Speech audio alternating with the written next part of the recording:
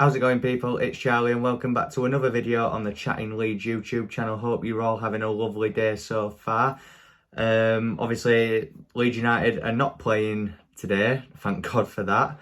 I think a hammering at Anfield would have definitely ruined my festive period. Hope you all had a lovely Christmas yesterday as well. But I'm back today for another instalment of BITESIZE Leeds. All the latest transfer news in the wonderful world of Leeds United Football Club. So just before I get into it further, people, smash that like button, please subscribe, share your thoughts and opinions in the comment section down below, and make sure that you also check out our sponsors at superleadsforex.com, and let's get into it.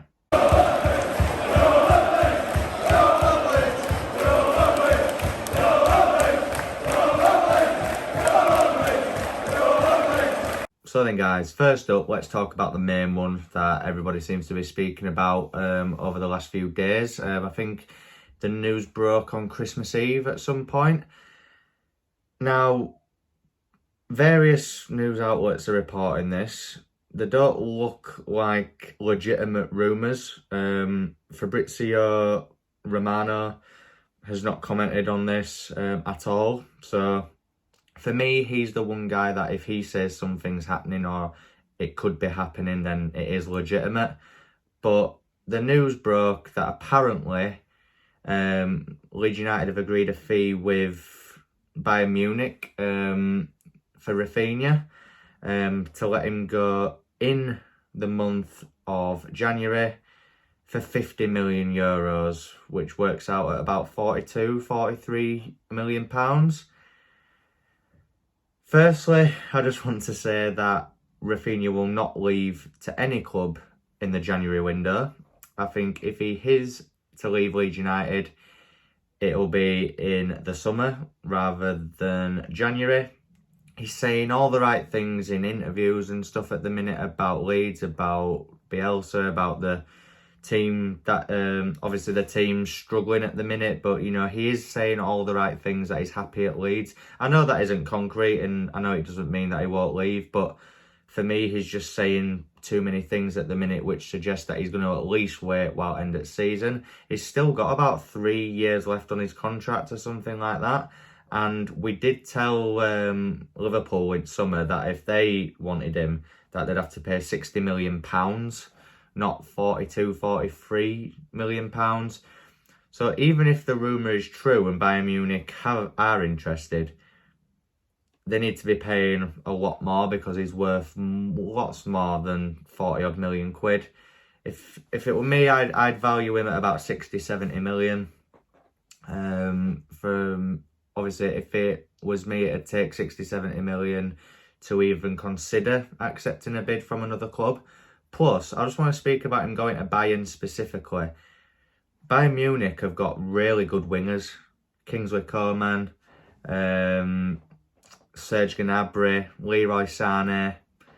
Do they really need Raphinha? Are they really having a look at Leeds United's Raphinha? I don't think so. I'm not saying that they're not interested and they don't like him. They probably do. But do they actually need him? I don't think so. And I think it'd be a very risky move for him to make, if I'm honest with you. I'm not saying it won't happen. It's just these news outlets that are reporting it, they're all these foreign ones that you don't know if you can trust. But yeah, I think if Raphinha is to leave this football club, I think it'll be at the end of the season and not January. I wouldn't read too much into it at all. You know, does Leeds fans getting worried? I won't read too much into it unless Romano says it, or unless it's on Sky Sports News or anything like that. Then don't believe it. How many times have we heard that Scum are interested in Phillips and things like that, and it hasn't ever happened. So sit tight, people, because he isn't going anywhere just yet, in my opinion. Up next then, people, I just thought I would touch upon the really positive and encouraging news that Kalvin Phillips is wanting a new contract at Leeds United. He's done an interview over the last few days where he has stated that him and Rads are in close contact at the moment. They speak on a regular basis, and Kalvin Phillips is happy at Leeds United and he wants a new deal to stay at the club. I think that's really good news. Obviously, like I've just alluded to there briefly, there has been teams interested in him, like that team from across the Pennines, and I think it just calms a lot of Leeds fans down a bit who think that he might leave at the end of the season. I'll be honest, I thought that Phillips would be done at Leeds United by the end of this season, but it looks like he is interested in staying, and he would be the highest paid player at the club as well, which I think he thoroughly deserves. He's arguably our most important player in terms of how we play and how we set up against teams. And, you know, I've seen other people say to give him armband as well. I could get on board with that.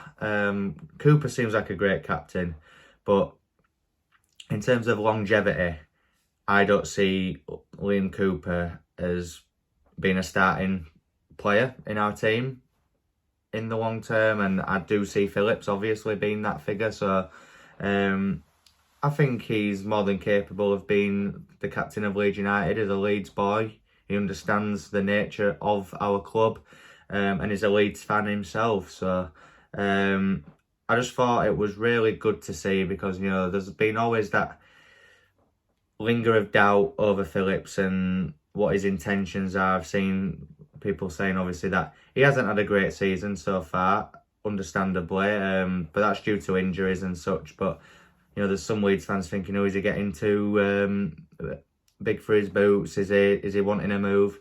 I don't think so, and I think this proves it as well. I think Phillips is 100% committed to the club. All this nonsense about him falling out with Marcelo after the Spurs or the Brighton game, a lot of nonsense, let's say. But yeah, I hope everyone else is as encouraged as I am about this news, and I really hope that Phillips stays at Leeds for the foreseeable future. And finally, guys, to end this episode of Bite-Size Leeds, I just thought I'd touch upon a player that Leeds were linked with in the summer, and we've been linked with again, because apparently his club have lowered the asking price, and that is Nandez from Calgary. I think they valued him at about 30 or 35 million pound in the summer, but apparently they've lowered that now because they're willing to let him go. I don't think he's happy at the club and he is wanting a move, and Leeds are obviously interested because they were interested in the summer. Obviously, I think Leeds United are going to get linked with a lot of centre midfielders because it is an area that we need to improve on, but I do think, along with the likes of Swift and players like that, I do think Nandez would be an amazing fit for our team. I think you can tell why Leeds are linked with these sort of players and why Bielsa is interested in them as much as he is, because I feel like they would really fit our system and they'd be able to adapt to our style of play very quickly. And let's be honest, any player that comes in at the minute, we need them to adapt quickly, because if Leeds want to get that margin away from the bottom three even higher, we need to be bringing a good calibre of player in.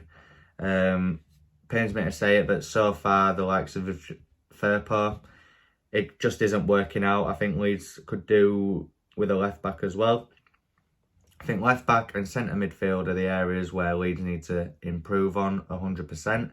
Nandez, I'm not sure of the price that they've lowered it to, but if it's more affordable for Leeds United, then it'd make sense to at least have an inquiry about him. I'm sure that Orta is on it and is scouting players as we speak. So hopefully when the window opens, we'll start to get a bit more concrete news, bit more like definites rather than if, buts and maybes. But yeah, I think the likes of Nandez, Swift, any player that Leeds United sign at the minute needs to be a good quality player, and they really need to fit our system. And I really do think Swift and Nandez could, but it's about affordability. Leeds don't usually like entering this market, but I feel like circumstances this season have meant that we need to. So we need to get these signings right, because we can't have another JKA situation happen again. And that brings us to the end of this episode of Bite-Size Leeds on Boxing Day.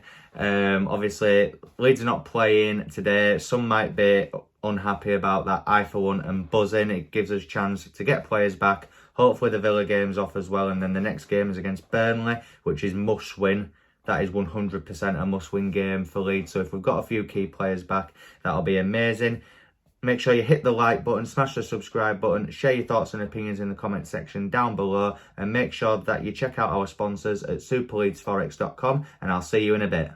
Go and visit our sponsors, superleadsforex.com, and see for yourself how you could start making a 20 to 30% return of your money every month and on a 100% hands-free audio pilot with your very own Forex trading robot. There's absolutely no previous trading experience needed, and literally anybody can do it. Better still, you can actually test drive this cash cranking system for yourself on your own PC or laptop, free of charge for 30 days, so you have absolutely nothing to lose whatsoever, people. You can get all the exciting info right now at superleadsforex.com, so go check it out.